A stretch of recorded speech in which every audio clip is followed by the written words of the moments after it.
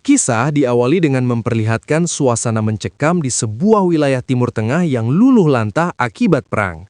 Di sebuah markas pemberontak, tampak 3 anggota pasukan khusus Amerika tengah ditawan dan disiksa tanpa ampun.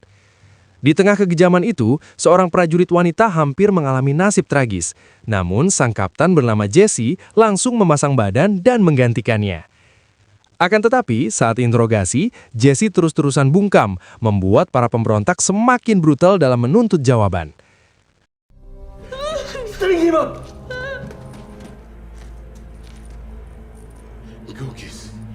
What did he say?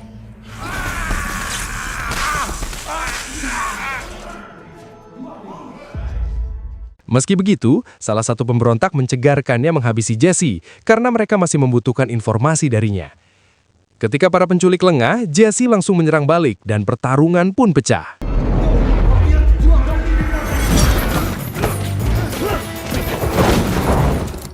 How'd you get free?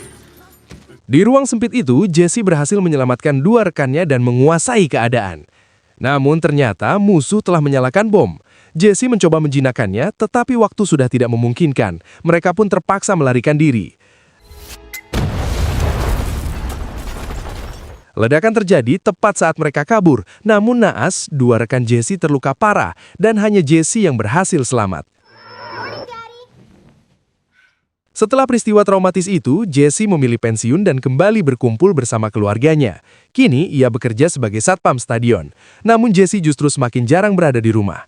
Istrinya yang bernama Alicia pun menegurnya karena khawatir anak-anak kehilangan figur seorang ayah. Terlebih lagi, putra mereka, Ryan, mulai membenci Jesse dan bahkan sering merendahkan pekerjaannya yang hanya seorang satpam. Karena itu, hari ini Jesse mengajak Ryan dan adiknya, Mara, untuk ikut ke stadion tempatnya bekerja. Let's go. Singkat cerita, mereka bertiga tiba di stadion dan mendapat sambutan ramah dari rekan-rekan Jesse. Jesse lalu mengajak anak-anaknya berkeliling. Ryan terlihat tidak antusias, berbeda dengan Mara yang sangat bersemangat. Jesse juga memperkenalkan anak-anaknya kepada seorang petugas kebersihan bernama Supri dan kepala keamanan bernama Devlin Montes. Sementara di sisi lain, Diana, sang pemilik stadion, tiba bersama pacarnya, seorang penyanyi bernama Millie. Kedatangan mereka langsung diserbu wartawan dan para penggemar. Tanpa sepengetahuan siapapun, sekelompok orang asing yang menyamar sebagai teknisi Wi-Fi berhasil masuk ke area stadion.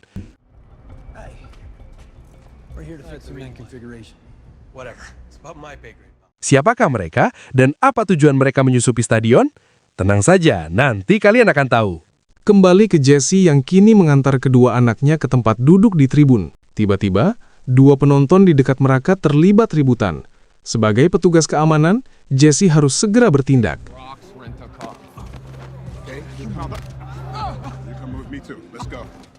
Terpaksa, ia meninggalkan anak-anaknya sebentar untuk mengamankan 2 penonton rusuh tersebut. Di sisi lain, rombongan tamu kehormatan disambut hangat oleh Gubernur Paul dan Wali Kota Christine. Saat semua orang sibuk dengan aktivitas masing-masing, kelompok penyusup pun perlahan mulai bergerak. Mereka dipimpin oleh seorang pria yang dijuluki Alpha.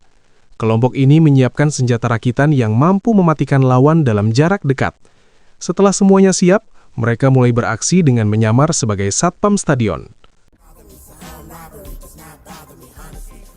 Oh yeah, have fun. Pertandingan basket berlangsung meriah, sementara di balik layar, satu persatu satpam asli disingkirkan.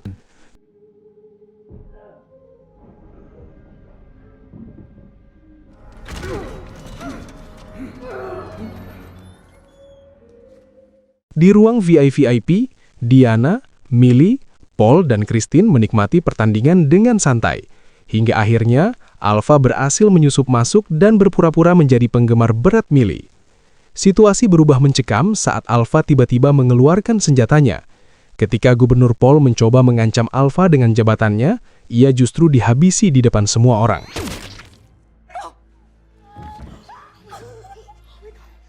Di tribun, Ryan masih fokus pada pertandingan, sementara Mara mulai gelisah karena ayah mereka tak kunjung kembali.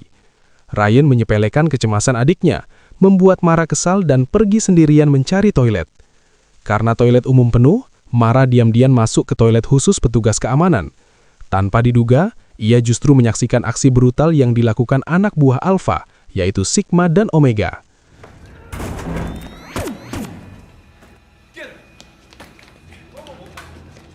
Naas, sebelum sempat melarikan diri, Mara tertangkap dan akan diserahkan kepada Alpha.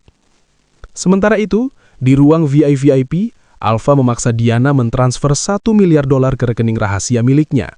Untuk melancarkan aksinya, salah satu anak buahnya, Sari, mulai meretas jaringan komunikasi stadion. Di waktu yang sama, Jesse panik setelah mengetahui Mara menghilang. Beruntung, tanda pengenal VIP yang dikenakan anak-anaknya dilengkapi sistem pelacak. Jesse segera memeriksanya dan mulai menyusuri titik lokasi Mara. Namun, keberadaan sistem pelacak itu diketahui oleh anak buah Alpha. Tanda pengenal Mara kemudian dimanfaatkan oleh Sigma untuk menjebak Jesse. Saat mereka bertemu di sebuah ruang staf, Sigma sempat meremehkan Jesse, menganggapnya hanya satpam biasa. Ia tidak sadar bahwa dirinya sedang membangunkan singa yang kelaparan.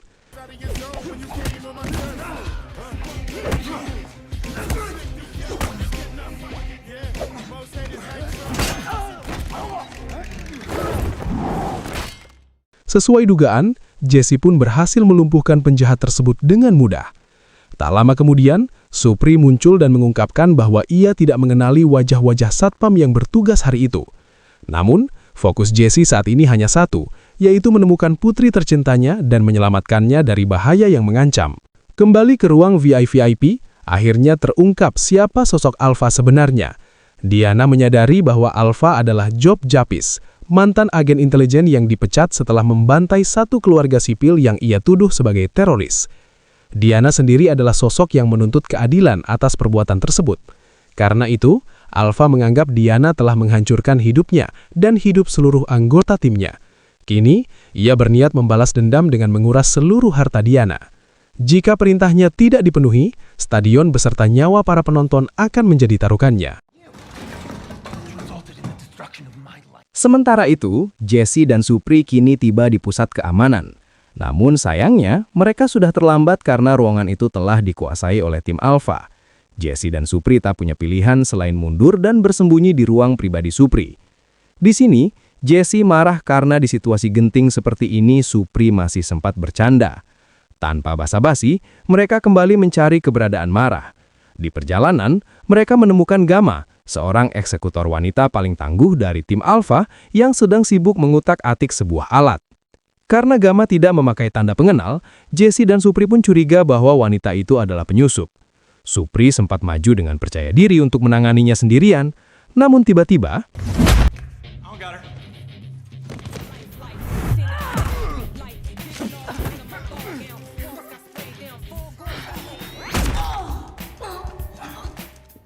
setelah Jesse berhasil melumpuhkan Gamma, ia menuntut informasi tentang keberadaan putrinya sekaligus menanyakan siapa pemimpin mereka.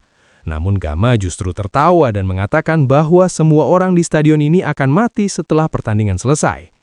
Usai mengatakan itu, tanpa diduga Gamma nekat mengakhiri hidupnya sendiri saat itu juga.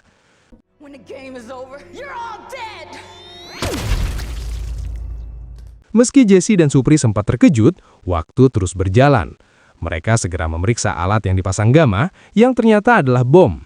Jesse langsung memahami bahwa bom itu dirancang dengan sensor gerak. Artinya, ketika penonton berhamburan keluar, bom tersebut akan meledak. Bermodalkan pengalamannya sebagai mantan pasukan khusus, Jesse segera menjinakkannya. Saat itulah ia sadar bahwa lawan mereka adalah kelompok kriminal kelas kakap. Jesse pun bertekad menyelamatkan semua orang di gedung itu, terutama anak-anaknya, meski harus menghadapi bahaya seorang diri.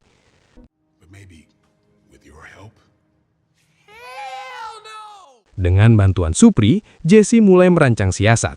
Mereka berdua segera bergerak mencari bom lain yang mungkin telah tersebar di seluruh gedung. Sementara di ruang VIP, emosi Alpha semakin tak terkendali setelah Diana sengaja menyinggung sisi paling rapuhnya, yaitu trauma masa lalu tentang keluarganya yang hancur setelah ia dipecat padahal ia telah bertahun-tahun mengabdi untuk negara. Dengan amarah membara, Alpha memaksa Diana memilih siapa yang akan mati terlebih dahulu, pacarnya atau wali kota Christine.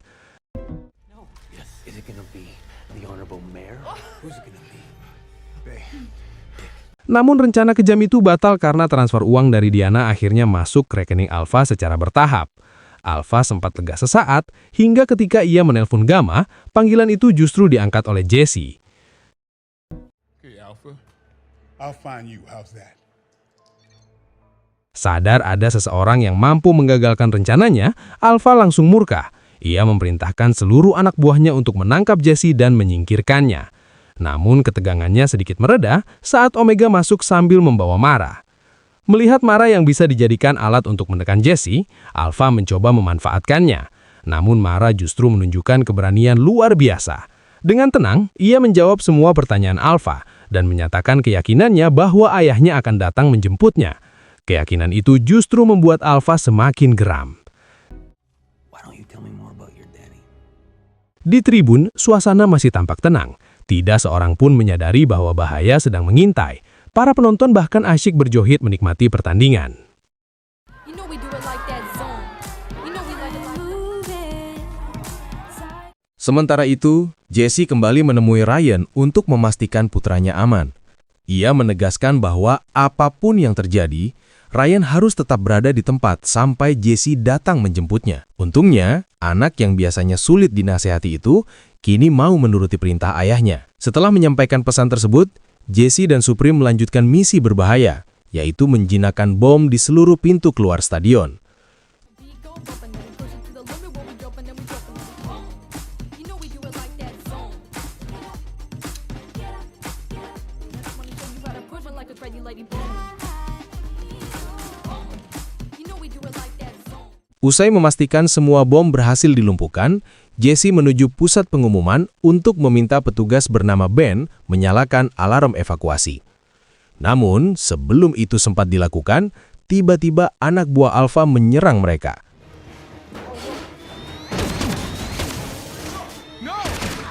Naas, Ben tewas dalam penyerangan tersebut.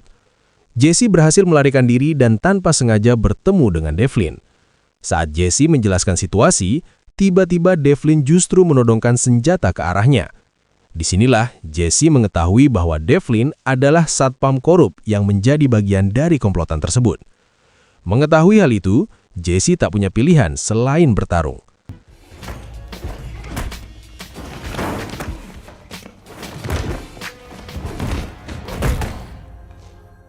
Devlin yang tidak sadar bahwa ia berhadapan dengan mantan pasukan khusus, akhirnya tumbang di tangan Jesse. Jesse kemudian memanfaatkan alat komunikasi Devlin untuk menghubungi Alpha.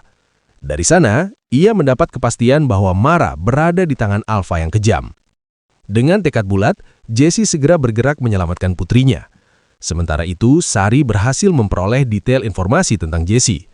Alpha pun akhirnya tahu bahwa Jesse bukan satpam biasa, melainkan mantan pasukan khusus yang terlatih menjinakkan bahan peledak. Menyadari lawannya bukan orang sembarangan, Alpha memerintahkan Omega untuk menculik Ryan. Namun, Ryan ternyata mewarisi keberanian ayahnya.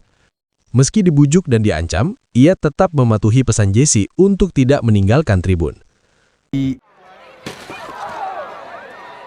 Setelah gagal menculik Ryan, Alpha yang telah mengetahui posisi Jesse segera memerintahkan Omega dan 2 prajurit lainnya untuk memburunya. Namun, Alpha terlalu meremehkan Jesse. Dengan insting tajam, Jesse berhasil menjebak Omega dan kawan-kawannya, lalu melumpuhkan mereka dengan brutal.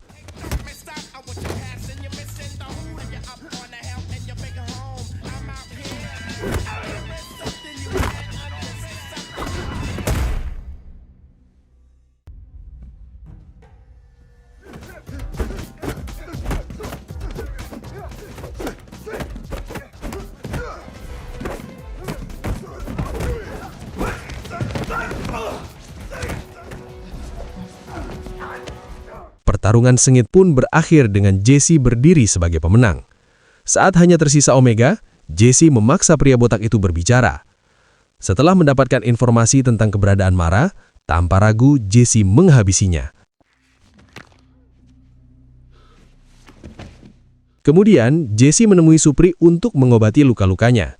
Di sana, Supri menyarankan agar Jesse menggunakan jalur evakuasi menuju ruang VIP. Sementara di ruang VIP, Alpha belum juga berhasil menguras seluruh harta Diana, padahal pertandingan hampir selesai. Karena itu, Alpha bersiap menekan tombol remote pengendali bom. Namun belum sempat ia melakukannya, tiba-tiba Jesse masuk dengan mendobrak kaca, membuat semua mata tertuju kepadanya. Di sisi lain, Supri menemukan bom yang ternyata masih tersisa satu. Sadar waktu semakin menipis, Supri nekat menjauhkan bom itu dari orang-orang. Dan ketika Alpha menekan tombolnya, inilah yang terjadi.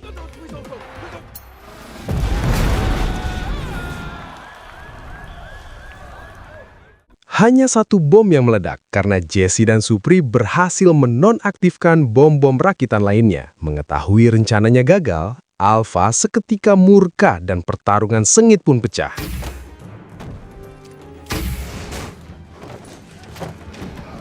Saat Jesse sibuk melumpuhkan anak buah Alpha, sang penjahat utama justru berhasil melarikan diri sambil membawa Mara. Tanpa ragu, Jesse langsung mengejar Alpha. Akibat ledakan tersebut, stadion berubah menjadi lautan kepanikan. Ribuan orang berhamburan keluar demi menyelamatkan diri. Sementara itu, Alicia, istri Jesse yang menonton berita tentang ledakan di stadion, langsung melaju menuju lokasi kejadian. Jesse akhirnya kembali berhadapan dengan Alpha. Pertarungan 1 lawan 1 pun tak terhindarkan. Keduanya saling menyerang dengan brutal di langit-langit stadion.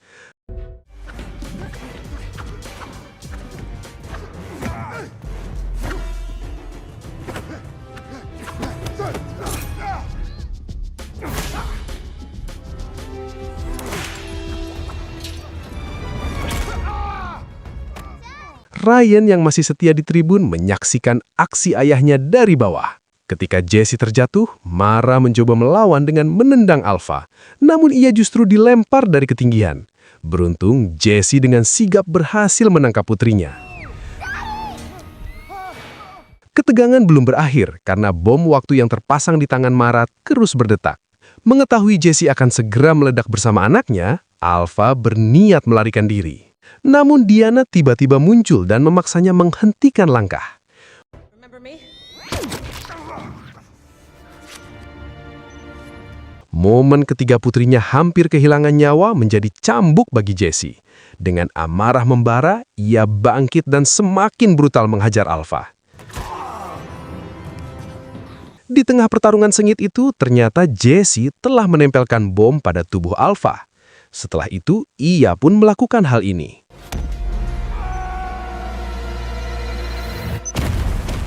Setelah berhasil menghabisi Alpha beserta antek-anteknya, Jesse dan Mara menemui Ryan. Di sini, Ryan yang sejak awal meremehkan pekerjaan Jesse akhirnya mengakui kehebatan ayahnya. Ia pun sadar bahwa menjadi satpam juga mempertaruhkan nyawa. Jesse dan anak-anaknya kemudian keluar dari stadion. Diana menghampiri mereka dan menawarkan Jesse posisi sebagai kepala keamanan stadion. Awalnya Jesse menolak, namun Mara meyakinkan ayahnya agar menerima pekerjaan dengan gaji yang lebih besar. Tak lama kemudian, Alicia datang dan merasa sangat lega melihat suami serta anak-anaknya keluar dengan selamat. Setelah reuni singkat yang penuh haru, mereka sekeluarga pun pulang bersama. Dan film pun tamat.